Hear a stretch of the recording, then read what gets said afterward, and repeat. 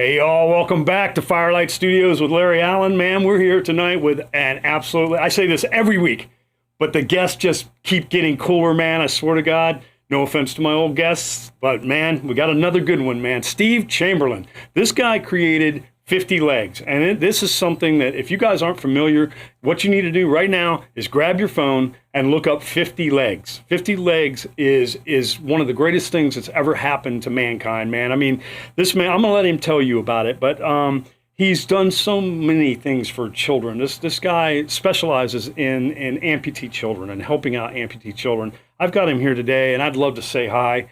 Steve, say hi, man. What's up, man? How's you doing? Man, thanks for having me on the show, bro. Absolutely. Listen, I'm a big fan, but I'm always humbled to be noticed for what we do, you know? It's like, never gets old. 14 years later, over 8,000 legs. Never gets old. And it's not just kids. I said kids, but, you know, I know you put legs on a lot of people, man. How many has it been total? I bought over 8,000 prosthetics now. 8,000. Well, you know, I still pinch myself when you see, you're like, I bought 50 legs was my goal. Right. Now it's like 8,000. You're like, shoot, how many am I going to do next year? You know? You told me a really touching story sort of about how you were down at one point in your life. You were just sort of, you know, not up. And it came to you sort of just in a vision for this to happen. Is that true? No, 100%. So losing my leg, I was all right, you know, and then I started training at Killer Kowalski's in Malden, Mass. And when I had two legs, and then I crashed like one of the days actually going to training, and I lost my leg. So I was in the hospital, and all the nurses knew I was a wrestler. From that, not signed, not nothing, just training as a wrestler. So I got I had trash bags full of like all the nurses' kids. You should be pain after you lost your leg. You should be this. Like write me cool letters and stuff like that. And then, you know, nobody would help me get a leg because I didn't have insurance and no money. So I remember that. And then I finally met a guy, Peter Kucha, out of Manchester, New Hampshire, that helped me get a leg. And next thing you know, I get back into wrestling. I found out about Steve Kern in Florida. Come down here and train. 2000, you know, that was 2001, end of 2001, beginning of 2002. 2002, WWE gives me a contract. So it was only a couple of years later, WWE gives me a contract, and within 5 days, Steve Chamberlain got fired. They hired another one-legged kid, Zach Gowen, and you know, it killed me. Like, you know, I trained so hard, and I got up and left my life in Boston, you know, to be a wrestler. And then when I got signed, I went through when they took the contract from me, I went through a lot of depression that my friends still don't really know. I mean, I've never told my story. And then I really got affected by it mentally. I was like, man, I ain't good enough. You know what I mean? I ain't this. And then you just got really down on myself. So I got a couple of DUIs and just gave up on life and just, you know, like, I didn't give a rat's ass, honestly. I was like, F you, F this. So one of my buddies, Rick McIntosh, took me to church at Indian Rocks one day, and he's like, man, just come with me for a day. I'm like, I ain't going to church, bro. Like every other non-Christian will say, it's going to burn down when I walk through the door. Right. Just the stupidest thing to say in the world, you know? Right. So long story short is I go to church, and I look at Rick, and I go, bro, what the did you say to that guy? Like everything he said was like me. I'm like, I'm going to go next week, and let's see how it really is. So I go next week. Again, everything was about me. Yeah. And then, you know, all this stuff came up. I trained, you know, Brian Knobs, the Nasty Boy, called me and asked me to help train guys. So I started training wrestlers. Right. So I was back into it again, and I didn't have to train, but I got to train kids, and I got excited about it. It was like being back in it, you know? Yeah. You know, and I built FCW in Tampa with Steve Kern, you know. So he was trying to get me back in the back door, but, you know, once Johnny Laurinaitis screwed me once, and that I wouldn't even talk to that guy ever again, you know, he's like, just fake as hell. So long story short, I get into wrestling, I'm doing this. Hulk Hogan comes in, and I get to meet Hulk and become really close friends with him still to this day. Mm-hmm. He tries to get me in TNA. I go up there to TNA, and I do a little match, and it went over great. But they started, Hogan, I think, was leaving at the time, and we didn't know, so I was friends with Hulk, so that just, see you later, buddy. Just my career never took off. Didn't have a chance, basically. So I went back to church, got saved, and I did a thing for a little girl in Georgia. Her name was Anaya Rucka, little black girl. Changed my life to be different about colors and stuff like that. I grew up in the Boston area, so we were, you know what I mean? That, like, if you weren't Irish Catholic, we didn't talk to you. Right. And then I met this little girl, and she changed my life. And just to see her missing her leg and doing extreme home makeover with her and her family, me and Jimmy Hart looks at me and goes, bro, he goes, you find your calling. He's like, let's do something for legs. So I'm like, he's like, yeah, 50 legs in 50 days. I'm like, 50 legs in 50 days? Yeah, that's great. Not knowing how much a prosthetic cost back then, because I didn't pay for mine. Right. So I didn't know crap. So all of a sudden we start 50 legs in 50 days, and 14 years later, 8,000 prosthetics later, and we're going better than we ever have. The average for us is like 350 legs a year now. Wow. That we pay for, and raise up a little over $1 million. Right. We did a thing a long time ago. Yeah. You helped me out with. It was called Bionics for Yeah. Vets, and we raised a bunch of money for that. Yeah. Brought in some bands. We had a Todd Latore was there Yeah. from Queensryche. We had a lot of local stars. Chrissy and the Punks came in. Dude, that's the best. It's like the local bands are all brothers too. Right. Yeah. Like I see stuff they do for people, and it just amazes me watching these kids, like these groups and all this stuff. The biker community basically took me under their wing. TJ Sutton, Fran Haas was like, Yeah. I mean, she still helps the charity. I mean, she's amazing. People don't talk good enough about her. She really is one of a kind, and does it for the right reasons. Well, we're lucky enough that we travel sort of in the same circles, the same rock and roll Yeah. crowd. We both bike, we both ride Harleys. We enjoy the biker scene. I was a painter for years. I've done some work for you. That's all I do now is paint. Yeah. So with all that being said, man, I mean, so that takes it right back to the beginning. The little girl at church, and basically that's where it all started. So we're thousands of legs later, and 20 some odd years now. No, it's only 14.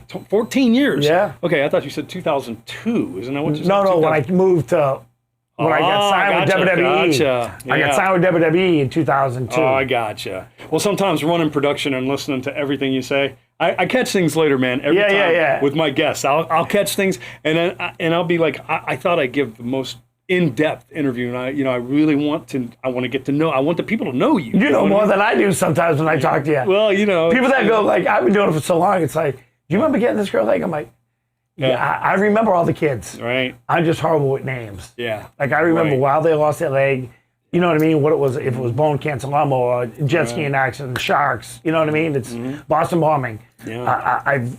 It never surprises me now how they lose their legs, and every story still gets me. I still get upset. I still cry when I see them walk for the first time because their parents don't know any better. Like we get people legs. We get people to come in on Sunday, and Monday they're walking with check sockets.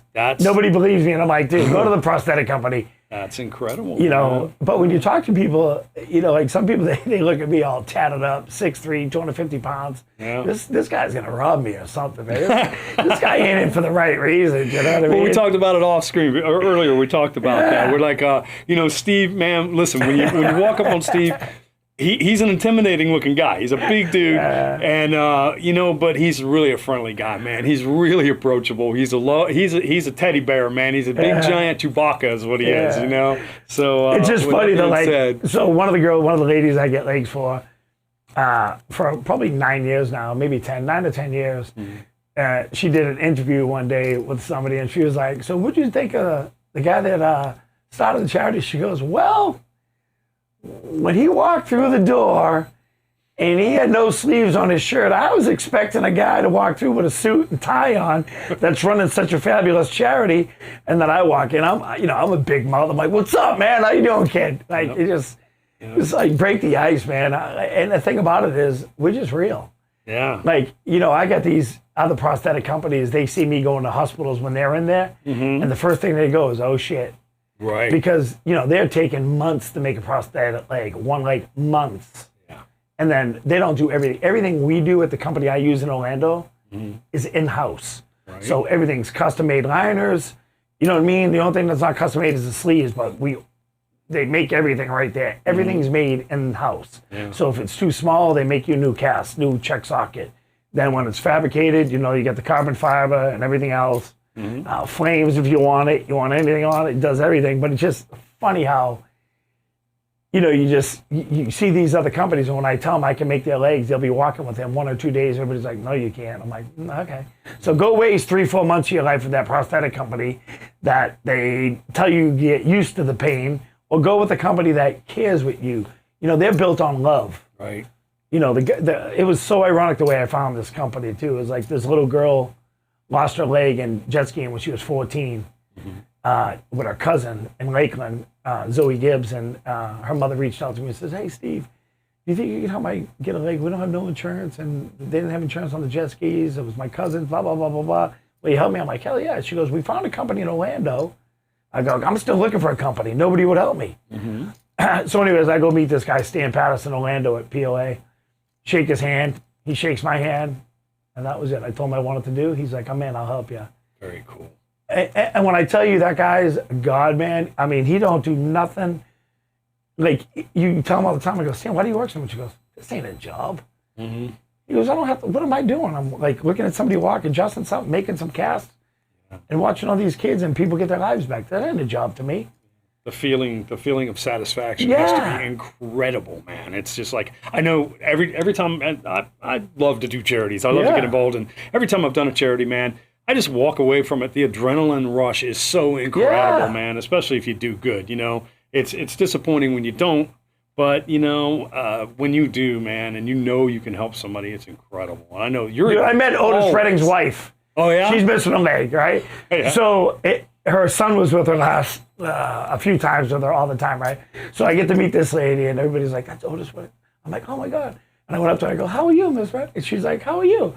And me and I just flirt with her, like, just jokingly, and she is the sweetest woman in the world. Right. So I said, when we get married, she goes, honey, I ain't that stupid. I lose my husband's money if I get married. I lose the foundation money. I ain't stupid. I gain a hunk, but she was like, dude, when I tell you the coolest woman, But she's been going to the same prosthetic company as me, and I got to meet some amazing veterans. I mean, amazing veterans over the years, and when the vets need my help, they go first. Kids and vets go first. Everybody else is after. That's just the way it's been. That's the way it's going to go. And until I'm around, as long as I'm around, that's the way it's going to go. Yeah. Well, we talked about you being an imposing fella. The lady who didn't expect it might not have looked at your logo, because you are actually in the logo. Yeah, I know. You are in the zero. Yeah, you are the center of the zero. She might have just thought I was some jackass posing for it. Well, I don't know about that, but the bottom line is, it's you can tell you're a big fellow just from the logo. Yeah. So what else you got going? What great events? We're going to do a slideshow here in a few minutes, man. Yeah. You can talk about some of the things you did, that you've done in the past. But what do you got coming up, man? So we got we're connected with a couple big charities. Like, there's a company that helps us out a lot, and they just took 2 of my families to Australia and paid for everything for them. The family didn't pay $1. Oh, cool. Mike Bizzuto, the Dream Ride, good friend of mine now. It was him and his girlfriend are like 2 of the best people you'll ever meet, the most giving people you'll ever meet. They do a lot for other charities, like Special Olympics. They're a huge part of that.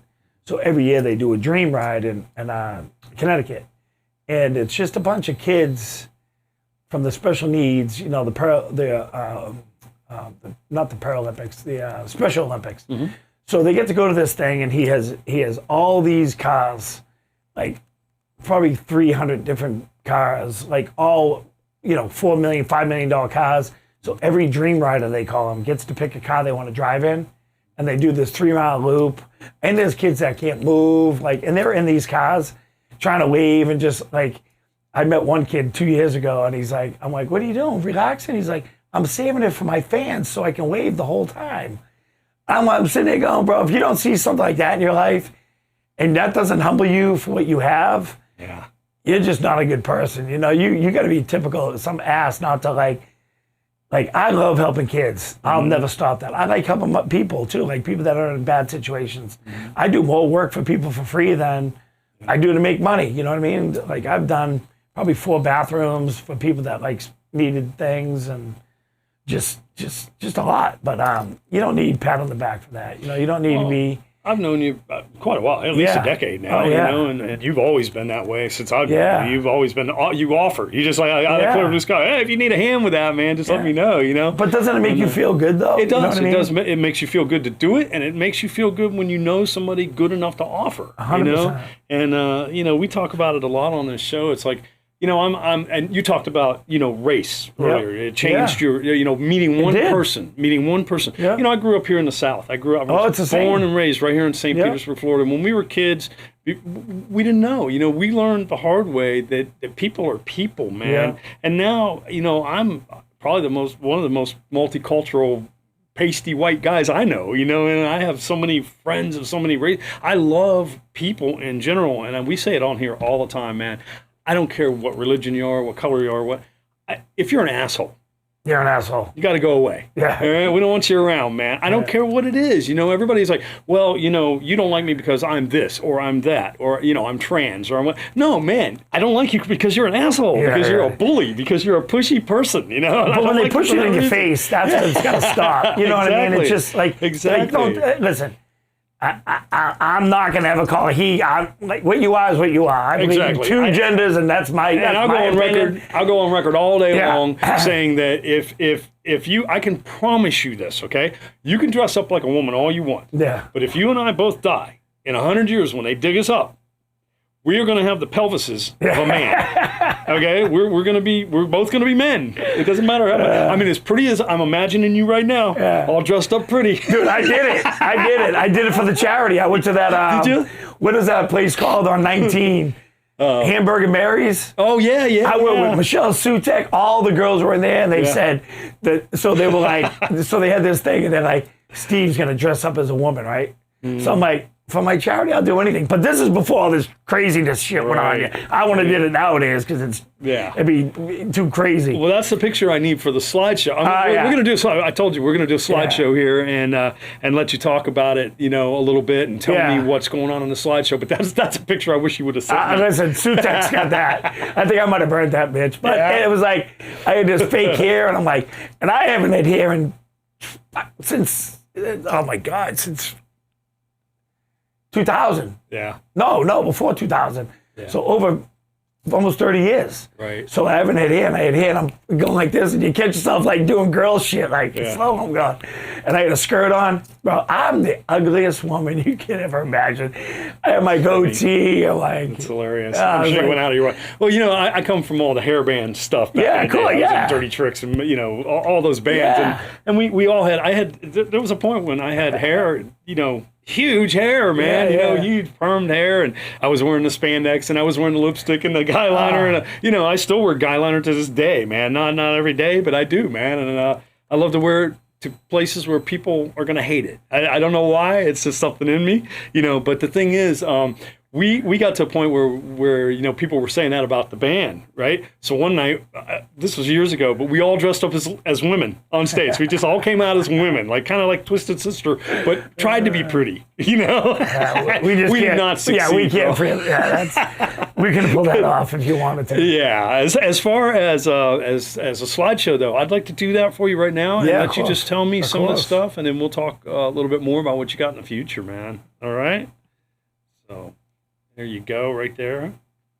Yeah, they were in Australia for that. That was two of the girls right there. Yeah. One of them's only been with me the one on the left's been with me for a year, and the one on the right, the taller one, Sammy Baca, she's been with me. She was a year old. I was at the Shriners Hospital and they amputated her leg. Oh wow. And I got to hold her. I wish I sent you that picture too. I got to hold her, and I was like, it's crazy what these kids mean to me now. Seeing them like. Now, we just got back from Michigan for the Junior National Paralympics. Yeah.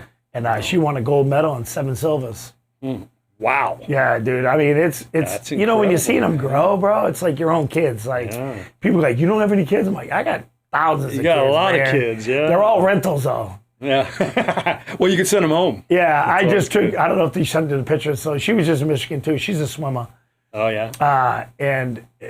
She's just, Gabby's, her mom sends me videos and her husband, and her dad, they send me videos of the kids as they're growing and doing certain things. And, this girl's so beautiful, and she's such, she's a spitfire. And when I see the kids, I'm tearing up now being a baby because, if it wasn't for the charity, I always think they would have been with some other shit company that takes 3-4 months to make a leg. And if something don't fit, they got to ship it back out, take another couple of weeks. And then if it don't fit, they charge the parents for, that's the long jump. Yeah, that was, she ended up liking swimming better, but she's badass, man. All Action my kids. shot there. Yeah, that's cool. a great shot. Yeah. For somebody that's never done it. Oh, Yeah, this guy's a gorilla. Yeah. He's like this strong man. He's cool as hell, man. I do have some cool people. Yeah, look at that. Yeah. That's just crazy. Yeah. So that's what he's into, powerlifting. Yeah, that type powerlifting. of thing. Yeah, That's very cool.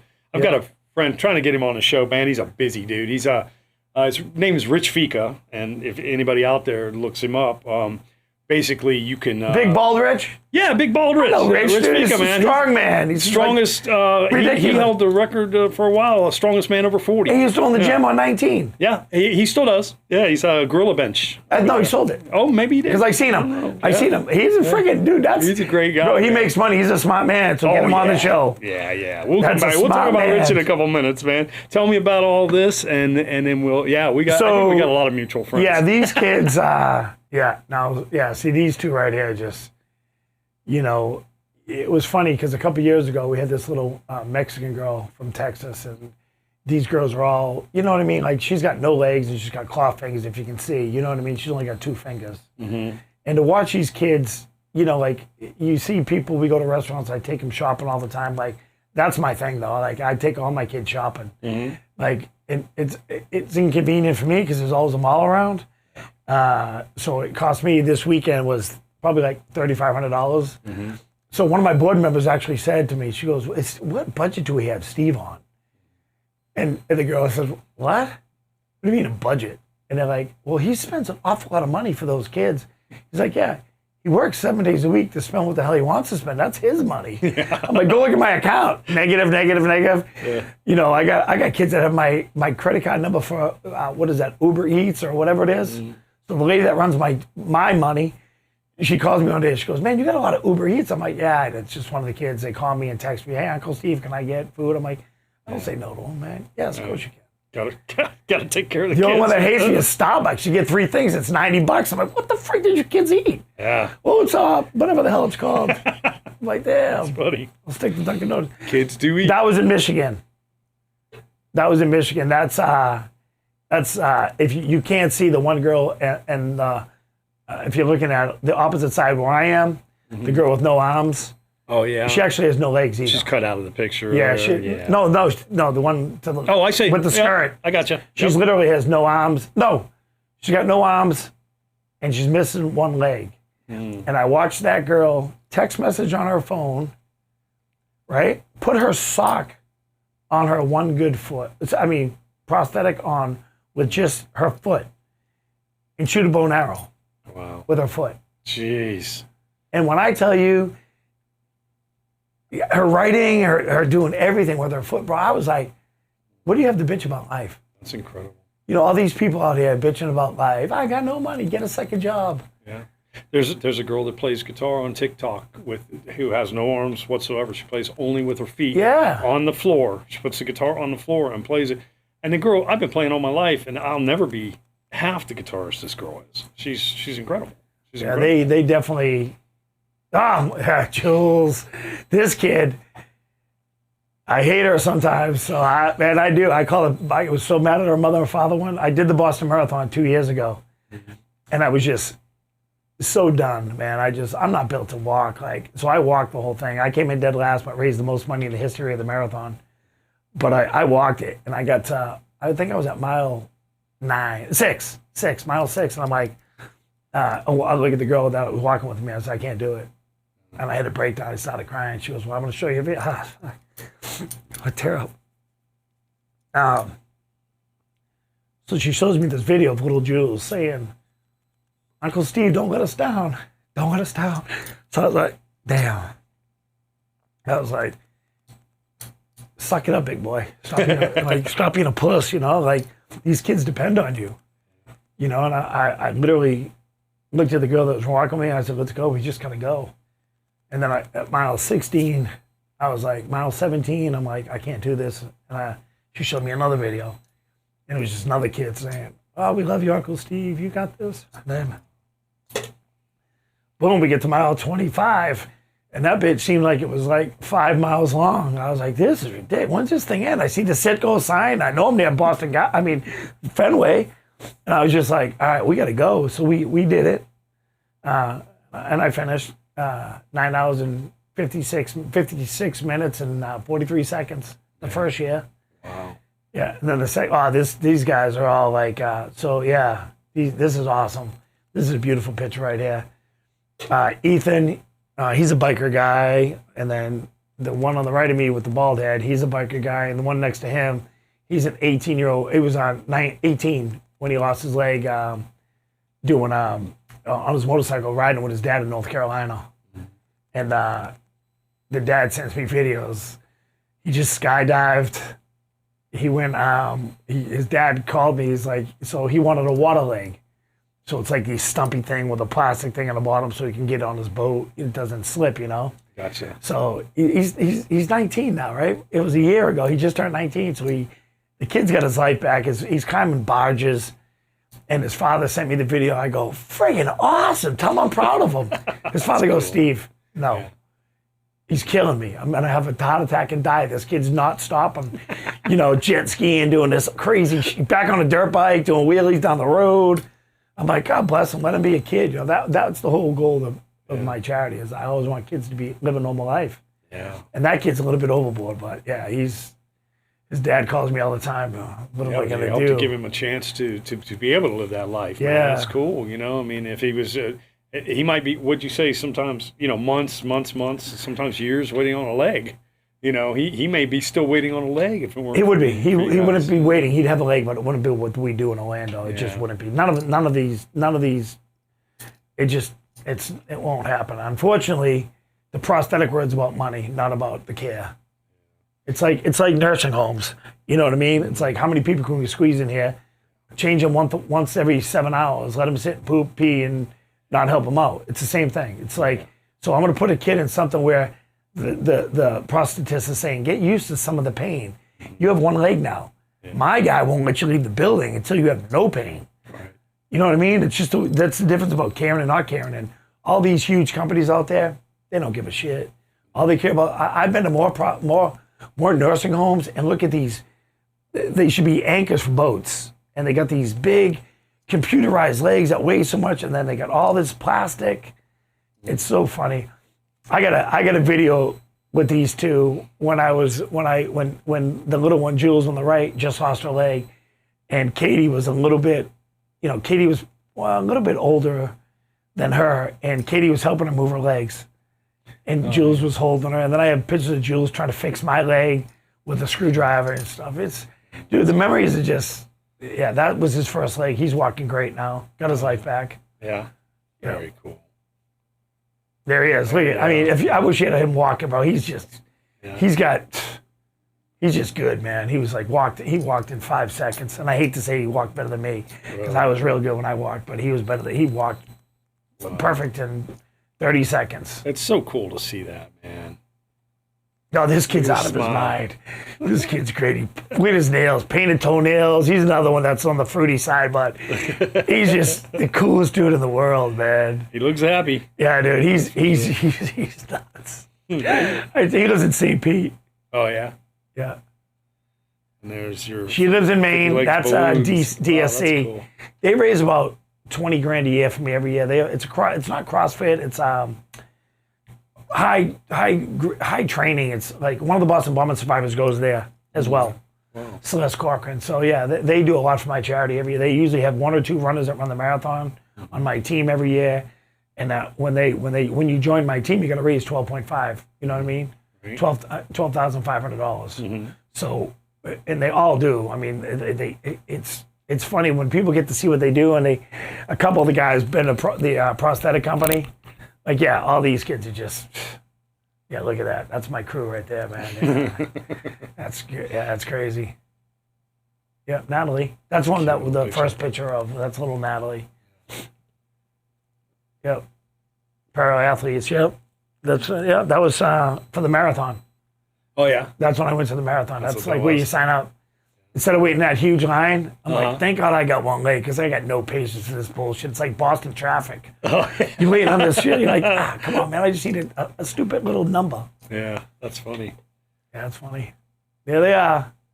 The crew. little one. She's So cute. the other, yeah, she's awesome. She really is awesome. Go to the. Can you go back to the? Oh Yeah, I no, can probably go not. back. Don't worry about it if you can't. Yeah, there you go. Yeah. So the one in the middle, the taller one than the little girl. Uh-huh. Last year she was in a. She's obviously got one leg too. She was 9 back then, and she was on a horse, and a horse bucked her off, and she broke 2 ribs, fractured or something, put a small puncture wound in her lung, or something, and broke her hand. I don't know if we have pictures of that. Hopefully you have a picture. She showed up the next weekend at the Junior Nationals, like it was this year, with a broken hand. 2 weeks after, she's got a cast on, nothing for her ribs, tape, and she did all the events. Wow. She did the long jump with a broken rib, Holy and cow. then like it was finally the last event was the 100, and she goes, "Daddy, I'm hurt. I'm not going to do the 100." And he goes, "Dude, I didn't want you to do any of this. You're freaking nuts." That's her right there? No, That's no. a different little girl, Yeah. right? Yeah. Yeah. That's seated volleyball. I did that stuff with that. Yeah, that's just amazing. Is that around here? No, that was all. I'm sure they do it somewhere, maybe, but not. But yeah, that the kid on the left, he's missing his leg. He's a stud athlete, so he's going to start going to the pro. You know, when all these big companies, they age you out at 18, and you got to go find somewhere else, which is a thankful thing for them because most of the people that are going to 18 have the shittiest prosthetics in the world anyway. So, you know, they hurt you for 18 years and they say, hey, go find a real leg. It's disgusting. They put straps on kids to hold their legs. Stinks. Yeah. Same kid, same event. Look at all Yeah. the medals. Yeah. Wow. Yeah. That's amazing. Yeah. And we're back to the beginning there, Yeah. man. Yeah. Awesome. Yeah. So with that being said, man, that's really cool, dude. You've done so much good for the neighborhood, and you know, you talk about it really. One of my pet peeves is the pharmaceutical companies, you know, and you basically brought the fact that the prosthetic companies are similar to that. They're 100%. driven by the money. They're all driven they by are. the money, you know, and it's like I don't know what, you know, doctors used to come to your house for a chicken. You know, you would trade them a chicken or a goat. They would come to your house, make you better, and you'd trade them a chicken or a goat. They didn't need a Mercedes-Benz. They didn't need, you know, and it's the same thing. It seems like with these prosthetic companies. I mean, they're in it for the money. That's sad. Yeah, we got a lot of stuff going on. Like I was telling you, you know, we got a YouTube channel we're going to be starting, and I can tell you right now, I'm going to piss off a lot of people, and it's going to be, you know, like when you help me out with my podcast, I can tell you one thing, bro. I'm gonna get people live, and you know, either they're going to change Uh-huh. or they're going to lose a lot of business Yeah. and get to the small mom and pops place that really give a shit about you. I like the sound of that. Not the big shots that have 600 shops and you're you know, when you go to a prosthetic company and they give you 5 dates, you know, and after the doctor's already released you, they give you 5 dates. Well, let's check it out again. Give me your copay. Let's check it out again. Give me your copay. Like, I can't even tell you how many times I bought people into my prosthetic company, right? And the owner, Stan Patterson, he's like me. He don't give a rat's ass. He's like, it's my company. I don't have to answer to no, you know, corporate company or bullshit. You know what I mean? He's like, this is me and God. So he watches me. I'm going to do what I want. So when I want to bypass Stephanie Kingston, she's the boss of all of us. Like, she's Stan's boss. Not really, but she's Stan's boss. And I'll call Stanley, be like, Stan, I just met this kid at church. I mean, he needs a leg. They're like, bring him in tomorrow. You know, and then we got to get him a script on a Sunday, and then we're assholes and we get yelled at. And, you know, I can't even tell you how many times I brought people there, like I was saying, and they've had a script forever.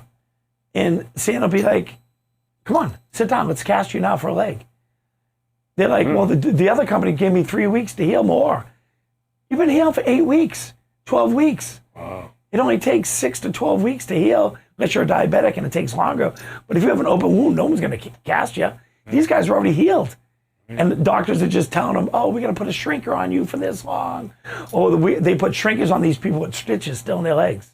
I just don't get it. I don't get these companies like running the bed. As soon as they find out you got insurance, and shame on the doctors around here that tell the prosthetic company, all right, this guy's got insurance. You know what I mean? Because it's like it's the big brother situation. You know how Florida is, bro. Yeah. I get a lot of work from people that know what we do. Mm-hmm. You know what I mean? So it is word of mouth, but like these doctors telling you to go to a different prosthetic company that they got 2 legs. Yep. Don't tell me shit. Yeah. You tell me how it is missing a leg, and then I'll listen to you.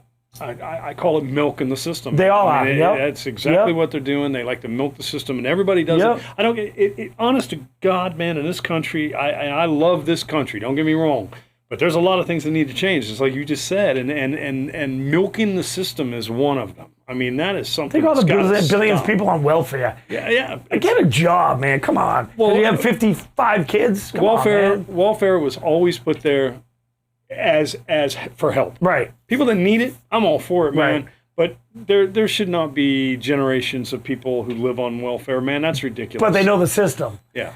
Because when I first lost my leg, bro, I was trying to get short-term disability, right? Mm-hmm. So I'm in Boston with my sister. My sister's telling me, all right, just go up there, you know, we'll just show them your leg and just tell them what you need, whatever, if you can get short-term disability. So I'm in there, and there's a family, a grandmother, mother, and like I think she was like a 16-year-old kid. They were talking to her, and all I hear them telling her, like, you got to say this. You get more money for this. You get more money for this, and to raise your kid.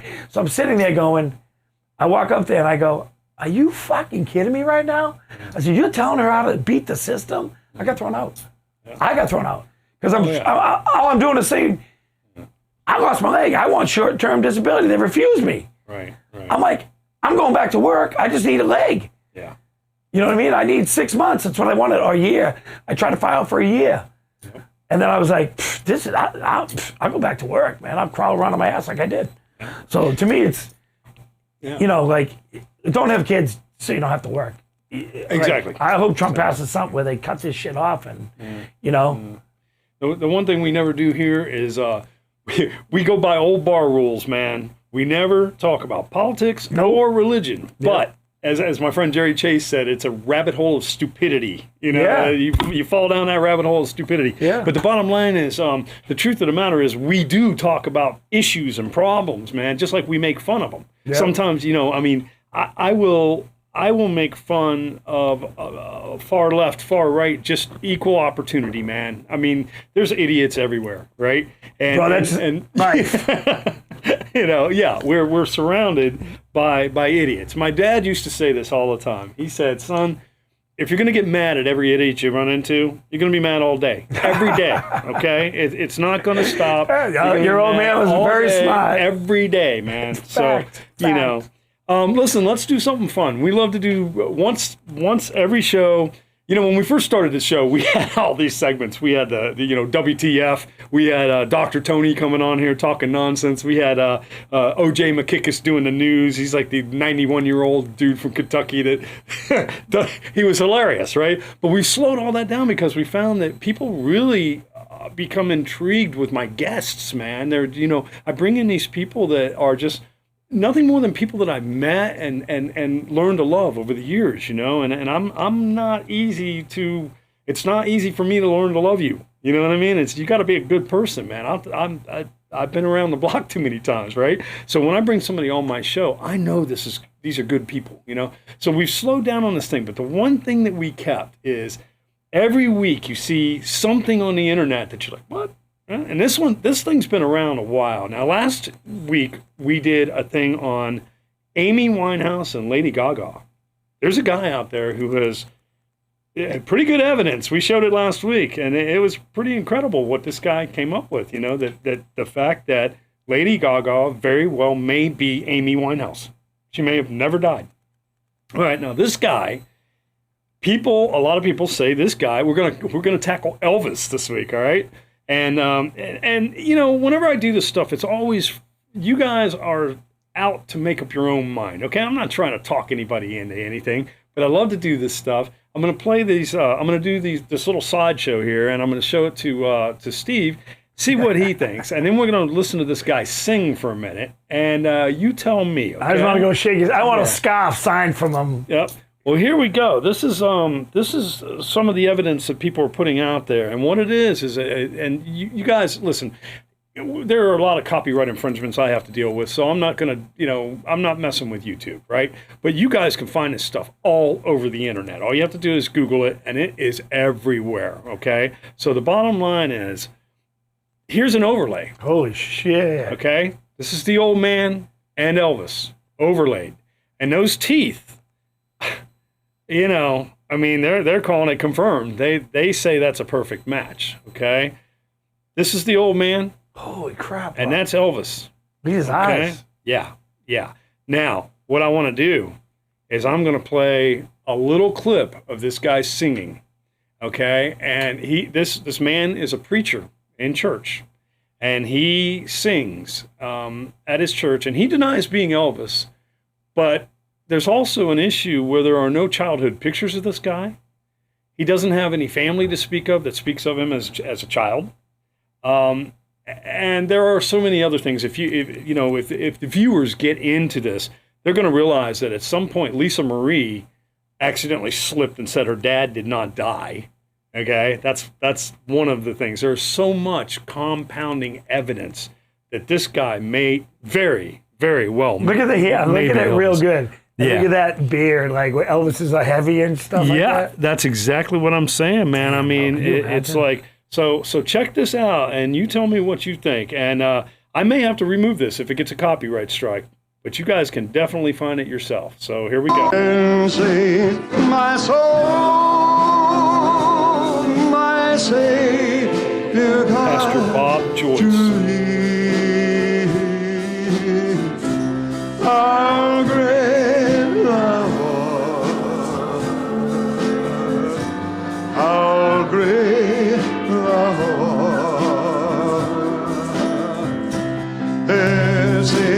My soul,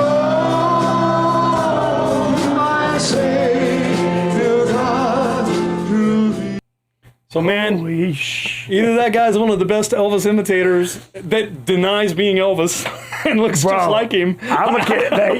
This shit that I believe a lot of shit, and that is, if that ain't Elvis, brother, that's Elvis's soul. I try not to be a conspiratorialist. I hate it because it makes you think too much, and I'm like, I'm not that guy. Man, I don't give a shit either. I try so hard not. I like to be black that and white. Guy. That conspiratorialist guy. Yo, this is gray as hell. Dude, this is gray as hell. I'll tell you what. Yeah, it's like, and now do they have any DNA from Elvis? Could they ever find out? I don't know. They're investigating. There is a point where this guy finally came out and said, "Okay, listen, you guys won't leave me alone. So okay, I'm Elvis. All right." So that just added fuel to the fire. Like he said it in such a way of like, whatever, you won't leave me alone. So, okay. But everything he does, like when Elvis used to... everything. That was... You can watch video of this guy even preaching. I've watched video of this guy preaching. I don't know, man. I'll tell you, it's amazing. Tell him to shake them legs, kid. We'll find out quick. Yeah, exactly. Well, he's got to be... okay, he was 42 and 77, so let's do the math. I'm not, I'm not in my head, but he's got to be in late 80s. He's got to be late 80s. Okay? So, could you imagine though, bro? Yeah. I mean, could you imagine just disappearing and then coming back? I mean, we talked about Amy Winehouse. Yeah. Amy Winehouse got to a point where all she was known for was, I don't want to go to rehab. Yeah. Okay? Her career, man, she couldn't go any farther than, everything she did was going to turn to gold. But who knows whether she was happy. All of a sudden, she dies at 27. Lady Gaga comes out 4 or 5 years later at like 32. years old. She just comes out of nowhere, right? All this crazy clothes, all the crazy outfits and all the makeup and all the stuff. But this guy that we studied last week, actually, the telltale sign is he compared her moles. She has moles on her face, her neck, and her shoulder that are exact matches to Amy Winehouse moles, That's right? freaking nuts. Yeah, man, it's. So, we have a ball doing this. You wouldn't believe. But Elvis is that dude. That is Elvis. That's a crazy one right there, man. That's close. Yeah. We did a few weeks ago, and you guys got to go back and look at earlier sessions. We did one on, actually 2 in a row, on the Mandela effect. Have you checked that crap out? Go back and watch. That's all I can say. It's crazy, man. It's crazy. Like things that you always knew were real, like Field of Dreams. Okay, build it and they will come. Okay, the archive. Everybody knows it's build it and they will come. Okay, the archive videos, if you can find them. The old DVDs or whatever, the VHSs, they still say it, okay? But the new ones, all that are reproductions of the old ones, all say, build it and he will come. Everyone knows in Magic Mirror on the Wall. Is it Magic Mirror on the Wall or is it Mirror, Mirror on the Wall? Okay? Now it is Magic Mirror on the Wall. When we were kids, it was always mirror, mirror on the wall. Yeah, it was the fairest of them all. Okay? That changed. When did that change? I guess I'm behind times, bro. It's this Mandela thing. It's this crazy Mandela effect thing. Something happened. There's been some sort of shift in time. Depends are no longer called depends. They're called depend. Okay? They were always depends. Us older guys are getting caught in this loop where something happened along the way. Fruit Loops is no longer spelled the way it used to be spelled. The cornucopia. Do you remember the Fruit of the Loom cornucopia? Oh my God. Okay, they say it never existed. All right, and I've talked about this in past. You go back and watch some of this stuff, or you study it yourself. And I highly suggest, man, I'm begging people to watch this. It's widely available on YouTube. It is called the Mandela Effect Phenomenon. Okay, and it is a documentary that will blow your mind. It literally nails it down to the time and date that this company called CERN created antimatter. And when they created antimatter, they opened up some sort of gateway that's all on video, and things came through it. Okay, and after that, everything. Nelson Mandela died 20 some odd years ago, and then all of a sudden he was being released from prison. That's why they call it the Mandela effect. The Tiananmen Square. Do you remember when the kid jumped in front of the tank and got ran over in Tiananmen Square when we were probably kids? Okay. Yeah. He no longer he didn't get run over. You look at the archive video, he didn't get run over. He got up on top of the tank, stomped on the tank, jumped down and ran away. Okay? But the whole world saw that happen on live TV. It was the most, like I was a kid, it was devastating, man. It was devastating. And so yeah, it goes on and on and on. So this Why do you think Jesse the Body got canceled? Exactly. Why do you think he got canceled? Because he was pulling some shit out, bro. That I was intrigued by that because you're like, no way. And then you start thinking he's like, oh, he's a conspiracy theorist. And then all of a sudden it shows off the air because he was getting too into the government and stuff. Yeah. And everybody in the government's like, we're going to get in trouble. Yeah. And then all of a sudden it's just like a snowball effect, man. It was crazy. The point is with all this stuff, all these conspiratorial theories that are now all of a sudden proven to be real. It's happening. Look at Egypt. Look at Egypt. Look at the Great Pyramids of Egypt and what they've just discovered under that.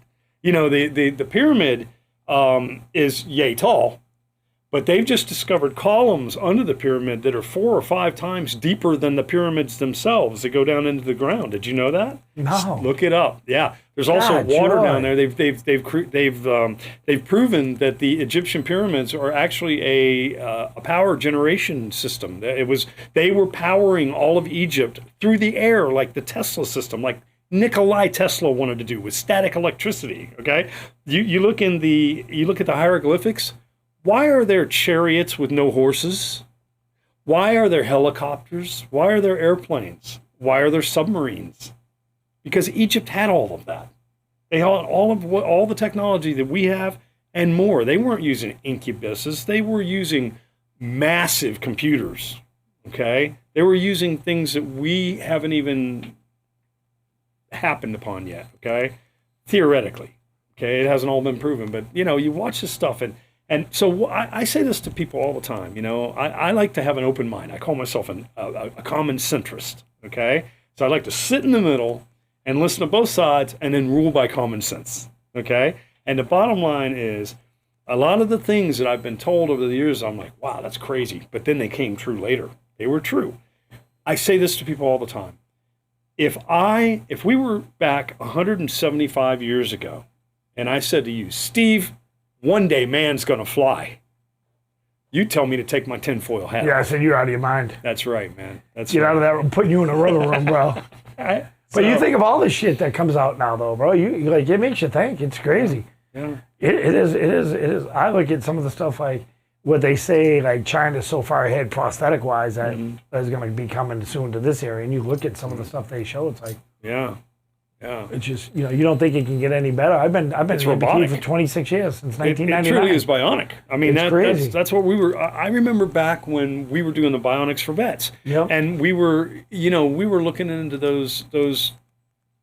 You were talking, $5 million man wasn't a joke back then. Yeah. Oh no. If you needed an arm and a leg, you're going to be five million in. Okay, those bionic arms are in the tens of thousands now. Okay, right? Am I correct in that? You know what it is? They are, and that's why I never get into arms. And another sad fact is nobody wears their arms. Oh yeah. There's not many.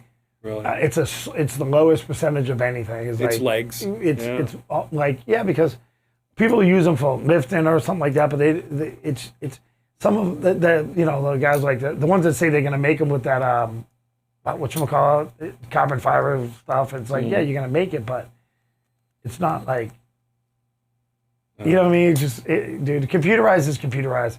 You're talking 80, 90 grand, 100 grand for an arm. Right. Well, what fascinates me is the port, the life port it's ridiculous. deal. They hook it to your brain somehow, and then the arm plugs into it, and you charge it overnight like a remote control car. Yeah. And then it has a little vacuum cleaner in it that sucks it onto your arm, and it's amazing. It's amazing, man. It's just, and it's all coming. It's getting better and better. Though. Yeah. With the technology coming and China and everybody competing for it. That's the thing, I can see where it's going to come to a point to where we can afford it. You know, I don't know about but the average person, I don't know. They're going to need help probably, unless they have really good insurance. But but insurance companies, bro, you know how they are. I mean, I can't even tell you.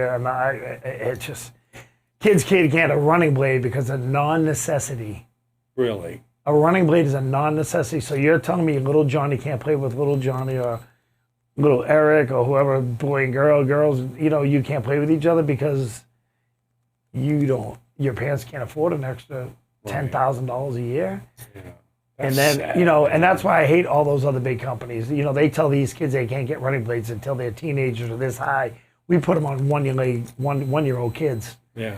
Right. Stan made, it's out of my foot. My foot's carbon fiber. It's got a little hook on it, right? So Stan cuts it off the foot and puts it on for the kids to think they have a blade. All it is a spring in your foot, but the kids love it. You know what I mean? So like we put them on 1-year-olds. It's ridiculous. If it works, it works, right? Bro, all these big companies are like, we can't get you a running leg. Or they'll say, your daughter will never run again.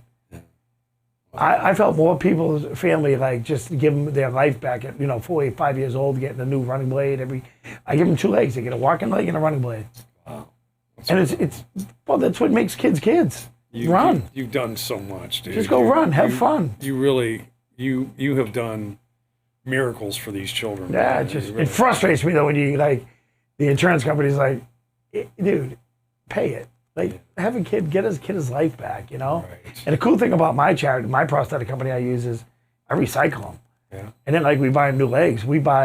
So the next 7-year-old will have a 5-year-old, the next 5-year-old will have the 3-year-old will have the 5, you know what I mean? So we just keep downsizing them to the kids. It's all carbon fiber. Yeah. So you only need to redo the boot section, right? Is that what it's the called? leg. The actual, well, it's just, it's like a so cup. the check socket. So everything. So my stump is just covered with my check socket. So they put a check socket on all these kids to match their stumps, and everybody's is different. Gotcha. So that's why I say when a lot of people just put it on and they cast it, and then they won't give kids what they need because they'll go buy what Like big companies put the crappiest foot on the kids Right. because they're babies. Right. My guy won't put crappy shit on anybody. He's against the grains. Like he's the one prosthetist. Like, I mean, you go to any prosthetic company around here and just walk. I tell people all the time, before you come to my guy, go to any prosthetic company in the world. Walk in and tell me if you feel comfortable there. Most of these idiots are wearing suit coats because they think they're doctors. They went to school for 3 years. They're doctors. Yeah. And you go to my prosthetic company, the guy's got a cutoff shirt. Just never had tattoos. He's got a big lion tattoo now. I mean, he's friggin', dude, he's badass. He's tough. Lifts every day. He's in great shape. Beautiful wife. Beautiful business. You walk in there, there's dogs running around. He's got 3 dogs of his and a couple of the workers that run around there all day, play with the kids. And just, it's family.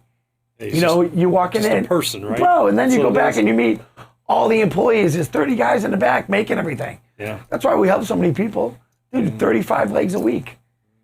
Well, I want to get one of those doctorates of milkery that you're talking about. Yeah. I think a lot of people have those, man. I think, I'm the one thing I'll tell you, man, I'm kind of like a Charlie Kirk fan when it comes to the college. I never went to college, okay? I went to college. I earned a scholarship. I got an associate's degree. I can't say I didn't go to college. I earned got out of high school early, went to a special program through Hallmark and stuff.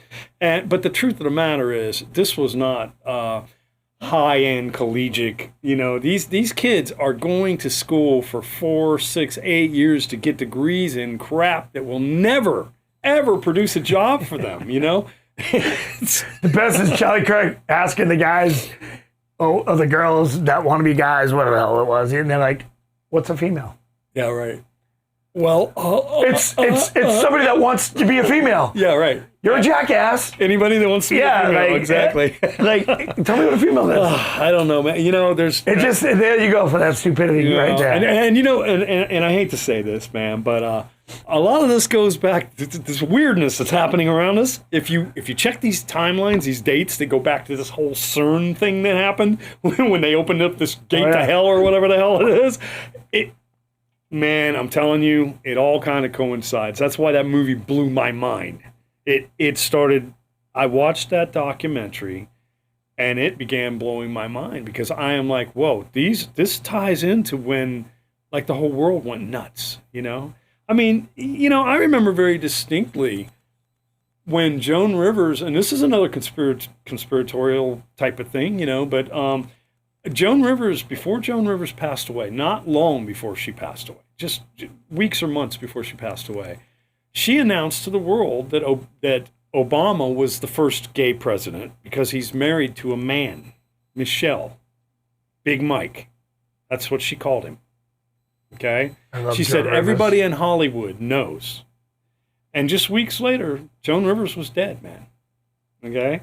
Dude, I believe all that crap. Yeah, it's hard to say. I mean, I'm not pinning anything on anybody, but I'm saying that, you know, the coincidence is Corey Haim. Corey Haim. Do you remember that kid? The 2 Coreys, right? Which one died? Which one of them? I believe Corey Feldman and Corey Haim. I believe Corey Feldman was the one that survived, who lived, that now is doing the weird Michael Jackson wannabe thing. But he years ago was saying that the 2 of them were being molested by, you know, and there's a whole bunch of Hollywood people that were doing it, right? Well, now all of those people, there are other people coming out of the woodwork saying, and a lot of those people have been convicted for things, you know, like this. And it's just like, what was a conspiracy is no longer a conspiracy. It gets crazy, man. This has just gotten crazy. But with that being said, man, it's a fun time to do a podcast, and it's a fun time to have friends like you, Steve. Bro, I learned some shit, man. This is cool. I didn't know, how much of it is, how much of it is but BS, bro, you know what how much of it is my mind running. That LA shit's just LA. Like, that state's just so far messed up in the head, and, you know, it's crazy. You see this stuff, and these people, like, the people living there believe their shit. It's I mean, like, I'm not into politics at all. Right. I just ain't an idiot. Right. I can see the writing on the wall, and I'm not the brightest bulb in the circuit, but you have to be an asshole, ignorant mother to think the world was okay 4 years ago. Like, you have to be an idiot. Yeah. This morning, I'm famous for having crazy thoughts and writing down memes, and then those memes go viral, okay? And I made one this morning. I ran across a fact that I did not know. Okay. Under federal law, under the hate crime laws, okay, intent is everything, all right? So I started doing a little bit of studying, and New York and LA are really big on charging people with hate crimes for calling trans people freaks. If you call a trans a freak, you can be charged with a hate crime and jailed, okay? Now, so the meme said, probably going to get in trouble for this, I don't care. The meme said, so it's okay for you to come to my kid's school without my permission, tell my kids about being trans, homosexuality, talk to my children about their private parts, and use their bathroom. But if I call you a freak for doing so, I could go to jail in New York or LA. Okay? And that just struck me so hard. I'm like, it goes back to that a-hole thing, okay? It's like, I don't care what you want to do. If you feel like you're a woman, you want to dress like a woman, fine, okay? Just don't push it down my throat. If I'm at Disney and you make a big deal, you go into the girls' bathroom that my daughter is using, okay? You're dead. We're going to have a problem. Yeah, we are going to have a problem. How do you feel about that? Bro, I don't get it. Yeah. The girls in boy sports, I mean, for the president to have to say there's only two genders, this world's in the wrong place. Yeah. I mean, listen, it is freaky, though. It is. Mm-hmm. When you want to maliciously cut your own private parts off to be something you're never going to be, mm-hmm. You're never going to have an orgasm, you're never going to do this again, I don't even know. But when you're, listen, like you said, you're a grown-ass man, go wear a dress. Go be fruity, go whatever you want to do, go do. When you bring it into schools and don't give these kids a chance to grow up and be who they are, you're just an asshole. That's the ignorance of. That is the thing. When you're influencing a child, who's just a child, you could take an 8-year-old kid and put $20, and now let's say a 4-year-old child. Okay, an 8-year-old knows better, but you could take a $20 bill or a donut and put it in front of a little child and say which one you want, and the kid will take the donut almost every time. Okay, So he's a girl. So he's a girl. That's it. Did you? There's a cartoon. I can't remember the cartoonist, but it's so funny. It's got a picture of a dude standing. He's standing at the front door. The guy's answering the door, and there's balloons all over the place and everything. And the dude is buck-ass naked. And he goes, "No, Bob, it's a gender reveal for my kid." That's great. Yeah. And my most recent one, man, and I implore all of you to go and find the Bigfoot Yeti videos. They've got to be some of the funniest. They're all AI generated, but this guy is so funny, and I love to make fun of everything. Okay, I'm a pasty white guy. If I was any whiter, I'd be freaking invisible, right? Pick on me all you want. I don't care. YT, that's my initials. I don't really give a shit. But this is the deal. One of the videos that made me laugh so hard. The Bigfoot is driving a car down the road. He's got a guy with him. The guy's in a sombrero and he's full Mexican garb, like he's ready to go play guitar at some event, right? And the cop pulls over and he says to the Bigfoot, he says, "Do you have anything illegal in your car?" And the Bigfoot just looks at him like this, like, look. And then there's another one where he pulls the Bigfoot over and he says, "Have you been?" He says, he's not driving. He's got his wife driving, right? Yeah. And he says, "Have you been drinking?" And the Bigfoot goes, "Hell yeah, man! I had 4 Jaegers, I had 6 beers, and 3 Fireball shots." And the cop says, "That is not a good excuse to let this woman drive." Yeah, I just seen that. It's too hilarious, man. I can't get enough of it. I was in Boston this week, like I told you, for that 3-day golfing tournament at my buddy's private golf course. And dude, you want to talk about some like I golfed with all these old guys, and one of the last group was the Mexicans, right? They were these two Mexican brothers. Right. Bazillionaires, loaded, more money than God, just two of the coolest guys I ever met in my life. And the first thing in the morning, it's super early. They're like, hey, you got to have a margarita. I'm like, yeah, whatever, dude. So first thing in the morning, we're drinking a margarita with them, make these best margaritas ever. And then the whole day, you better have thick skin golfing with us. So I said, yeah, I said, I freaking, my buddy's on his way here. He's bringing me my ice outfit for my new job. And you guys are the first two on our list. We're just going to wait till after we beat you. So just all day long, bro, they kept calling me, hey, Gimpy, you're slowing up the game. Hey, you one-legged mother. Just like, come on, we ain't waiting for your ass all day. You damn Americans. Right. You ain't used to this hot weather and working. Just, dude, the best time of my life was with those guys. And like, but they came over 100 years ago, right? Did everything, Yeah. So. The truth of the matter is, man, we come from a generation where busting men bust each other's balls. That's what we do. Tell me I'm wrong, man. But I was afraid to say anything at first because I'm like, but they had this big sign on their car that said, Mexicans going nowhere. Oh, that's funny. He's just that's like, he goes, this Mexican's going nowhere. He's got too much American money. Yeah. And just, dude, it was like, when you're just busting balls at my job, bro. Like, it's just fun. Like, that's why I love going to work. Right. I'm with my guys, and we're just like, hey, dumbass. Yeah. Just like, you know what I mean? Bro, it's just, you gotta. Yeah. And that's what's wrong with the world. There's no, we could talk all this stuff in school and stuff like that, but they took out, the Pledge of Allegiance and stuff like that. It's just weird. They can control the bad things that go into our school, get rid of the good things that, we've said our whole life. I don't know if they do in Florida, but they do it in Boston. Mm-hmm. And just these kids are just learning all the, to give a kid not an option to be who he's going to be as he's growing up. Right. And just give him, well, there's this new gender now you can be if you want attention or you're a cuckoo. Yeah. Well, that's the point right there. Okay. It's like, I've said it a million times, and it does go kind of back to Charlie Kirk on that. Look, I love that guy. Here's the thing. If you want to dress like a woman, even though you're not a woman, okay, that's fine, but that's called mental illness.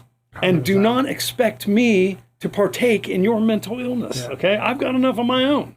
I got problems of my own. I don't need yours, you know what I mean? But when it comes to these pronouns, and I was raised super religious, okay? And I'm spiritual now, okay? I'm not necessarily religious as I am spiritual, but all of those teachings from when I was young, I remember them. And I remember being told that demons speak of themselves in plural. The Bible says, every religious document says that demons speak of themselves in plural. Okay? Probably going to get in trouble for that too. But Stating facts, bro. You can't get in trouble for talking the truth. That's well, yeah, you can, nothing against the big YT, but you got to watch everything you say nowadays because everything is censored, man. And it's going through copyright strikes and stuff like that for the simplest little. They do that for you too. They do all that. Oh, crap? Of course they will. Yeah. Oh, yeah. It's big time. But you follow the rules and you'll be all right. But it's easy to lose your money. That's for sure. It's real easy to lose your money. It's so sad. And what is all the fake news they put on the news? They can talk all that bullshit. What is politically correct today will not be tomorrow. And what is that microphone? I'm gonna tell you. I'm gonna say it right here and now. I'm replacing that microphone. It sticks out too far, and if you hear me hitting it like that, it's because I'm hitting it, and it's making me mad. I'm gonna buy another mic. I love this mic too. It's too. Put it in the other close. room. Yeah, it's too close. It's a directional, but it's a great mic. It's a great mic. I love Shure products. All their products are great. Tascam, Shure, ProSonic, and I'm so into what I'm into, man. If people can see this. Yeah, the studio. This studio. I joke all the time. This is the ship I sail right here, man. Yeah, I've been in a few rooms. I'm like, God. Yeah, it takes a little bit to run this one, and I do it live, so there's mistakes sometimes, But the truth of the matter is, man, we pull it off. We're pulling it off, and one of these days I'm gonna be able to. One of these days, I won't have to be a host. I don't really even care for it that much, It's not really my thing, Yeah, you do a good job though, and you speak the truth, so that's a lot. And it comes in handy, it comes in handy to be able to do it, but the truth of the matter is I just it's not really. I'm a behind the scenes kind of guy. I've got a face made for radio, so so I've been told that. yeah, well, they lied to you, man. You're a pretty good looking guy. So. But the bottom line is this, man. I'm so happy that you came out here tonight, man. I think we got a great episode out of this. I think we had a lot of fun. I think anybody that watches this is going to go and check you out. But what I'd like to do is I want you to look into that camera and I want you to tell people how to get a hold of you, how they can contribute, events you may have, anything like that, anything coming up, Steve, okay? So if you ever want information on my charity, just go on 50legs.org, or you can personally email me at stevechamberland477@gmail.com, and I'll answer your emails. And just, man, we love to have people just follow us. And stay tuned, though, because my boy Larry's going to hook me up with my own channel here, and we're gonna call some shit. Yeah, we're going to put Steve up in the front room here. We have I should put it out there, man. I don't know why you don't, dude. Yeah, we have a room. It's a turnkey podcast room. It's a green screen room. It's got about $50,000 worth of equipment in it. Unless you want to spend $50,000 at home to do this at your mom's house with her screaming at you in the background, or your cats and your dogs making noise. This is a nice soundproof room. You go in there, green screen. You can make yourself be anywhere in the world, man. You can be in Paris or New York, whatever you want to do. It's great. It's a great room. It has multi-cameras, and it's good for doing anything you want to do. If you want to do demonstration videos, box openings, or just talk about yourself, if you're a hot blonde female that just wants to talk about herself, we got the room for you, baby. Great chromosomes. That's it. All right. So once again, Steve, I want to say thanks, man. It's been the greatest pleasure, and you are a guy who does good. We are friends, and we're gonna have to go do some margaritas ourselves. I should say this: I just got a commitment. I don't have a date, but I have the world famous Jay Oliver coming on this show, man. He is one of the greatest producers in the world. Yeah, everybody at home Wikipedia this guy. He's a producer god, is what this guy is. And I work with him a lot. I'm lucky enough to be friends with him. And he played for Jimmy Buffett for years and years. He's a world-class keyboardist. He played for Jimmy Buffett for years and years. Great. So when he comes into town, we do the margaritas, man. He's the margarita guy. I'll take that text anytime. Yeah. Nobody, as far as I have been able to see, he made the best margarita I ever have had in my life. The man knows his stuff. So. But yeah, we're looking forward to having him on the show pretty soon. So once again, Steve Chamberland, 50 Legs, you are the man. Get a hold of this guy. Come to these events, man. Dude, I appreciate you guys so much. Yeah, it never gets old when I see people that come up to you, man. You still doing your charity? And I always have a 50 Leg shirt on. So hey, they have one of Hogan's shirts on, one of his good sayings, But I honestly, it's meaningful to me when you see people come on and say, "Oh man, you help my buddy," or "You help my cousin," or it's all over the country too. So it's like, it's still heartfelt. It's the message I get almost every day from the family is it just never gets old. And you doing this podcast with me and getting me back out there around here, I'm very thankful. Like I appreciate you, Larry, more than We're you know. helping each other out, man. We're building it. This is cool as hell. You guys make sure that you. Make sure you smash that like button, man. Hit subscribe because we cannot do this without you guys. That's how we're going to get paid. All right. So we're going to keep bringing you great guests with informative guests that do good for the world and in the neighborhood. A lot of our guests are local people from St. Petersburg and the Tampa Bay area. But let me tell you something, man. The Tampa Bay area is filled with talent. Steve, I'm sure you can attest to that. It is a lot of. I mean, what it is though? Like, there's so much good out there, and it's always a couple bad ones. Like, man, we fly so straight it's sick. It's funny, like when I started this, I got in trouble for my past, and I'm like, dude, my past is my past. I haven't been in trouble in 100 years. And I'm like, you want to see my past? I got 5-song batteries in Boston that you guys never seen. We're like, look at that shit. Yeah, right. Know the whole past. You know what I mean? But people don't think you change, and I'll ever understand how. I got friends that are jealous of the shit I do, and it's like, it's like, man, what? I don't get it. Like, I want everybody to be successful, and everybody that has a dream to make a charity do well. Yeah. Like, it's the people that want to hold you down, the negativeness. Like, I don't want friends. Like, I got enough friends. I always tell people, man, I can't have too many more friends. I'm good. I'm limited out. The truth of the matter is, man, people do bad. People can change. Yeah. They can. And I firmly believe that. I believe that because I know that the spirit of good, the one thing that always comes through in every religion is good and bad. We inherently know the difference between good and bad. It's built into us. Our DNA knows it, But what happens is, as you're in situations, you're growing up in a neighborhood where this is the norm, you don't know better. It's not that you're a bad person. It's just that you are doing what everybody else in the hood's doing, man. And I got caught though. Exactly. Well, when you get caught, and I guess I'm lucky. Because I was a bad kid in the hood too, man. I grew up in the Big Daddy's area over there in Pinellas Park, you know? And, we as kids, we lived in that game room, man, and a lot of bad stuff happened in there, it really did. But you know what it is, though? I think with bad comes good and the success of different people. Like when I talk to kids about being a bad guy, it's more meaningful for me to say it than a cop that never did anything in his life. And, like, the kids look up to me more when I tell them my story, you know what I mean, and how I changed. Above. Because you're like, you always think, like everybody that says, I've never done nothing, there's only one perfect person in this world, and that's God. We all sinned. Nobody's not sinned. I don't care if your mother's a saint, she's never done nothing. She's done one thing in her life, I'm sure that wasn't, you know what I mean? You always say, oh, my mom never did. Right. But you always think. Well, she lied to me, told me I was good looking. Yeah, mine too, you lying freak. Yeah, that son of a bitch. I owe that one. Yeah, but you know. But you're right though. You said it the best, bro. You're like you. Everybody has a past, but everybody grows up past the bullcrap. You know what I mean? I always put it this way, man. It's and I love science. Right? Yeah. I love the spirituality end of it, but I love science. I'm a quantum physicist. I love this stuff. I'm not a quantum physicist. I am a quantum physics nut, okay? I study it. I do the best I can to learn it, okay?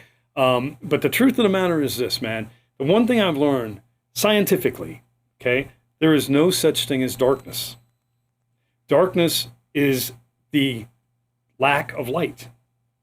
It's the non-existence of light, okay? There's no such thing as darkness, and there's no such thing as cold. It is the lack of heat, okay? So if you're in an area, you're raised in a neighborhood where there is no light. There's no light to be found.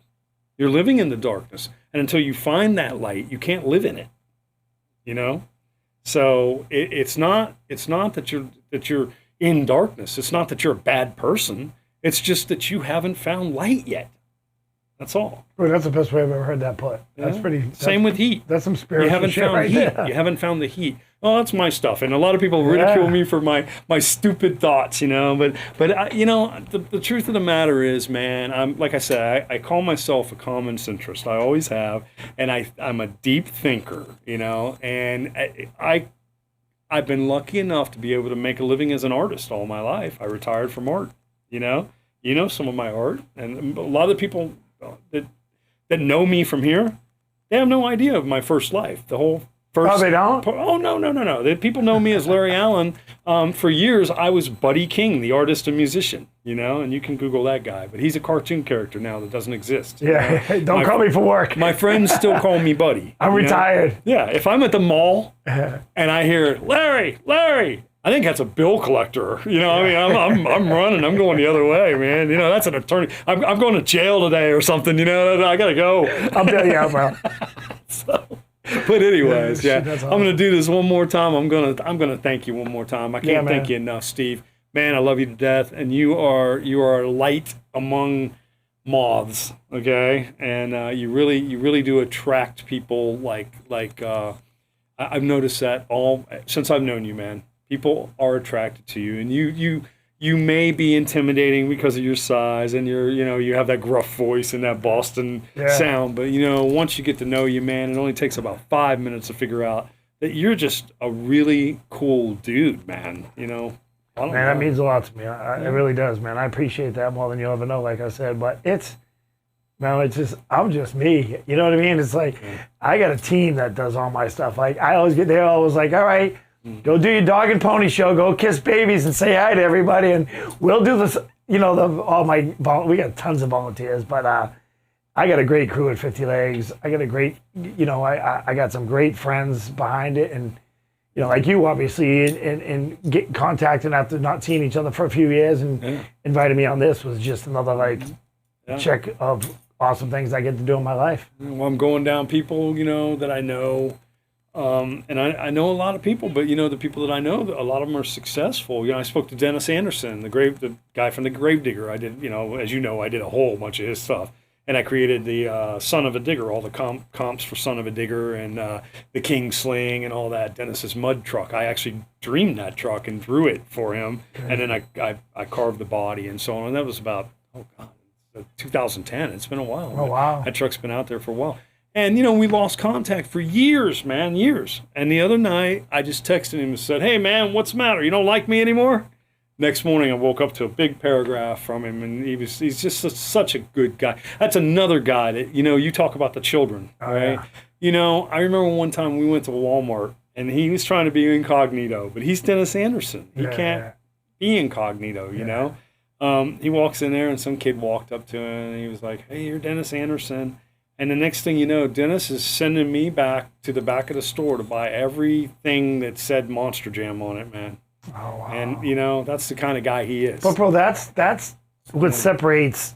That's what separates the good from just the people that are successful. That I'll sign an autograph if you give me a free meal. You know what I mean? Like, I like the people that do something special. Yeah. Well, Dennis is one of those guys. Like Keanu Reeves, that all the shit he does for all those actors, giving him his money, all his bonuses, and just that's a true, that's a cool person, You're talking about it coming out of your pocket. Yeah. That's and then that's when it's good. Mm-hmm. That's when you mean it. You're a good person. Like, I've seen Hogan. I've been out to dinner, lunch with him or something. He'll just take care of everybody's food.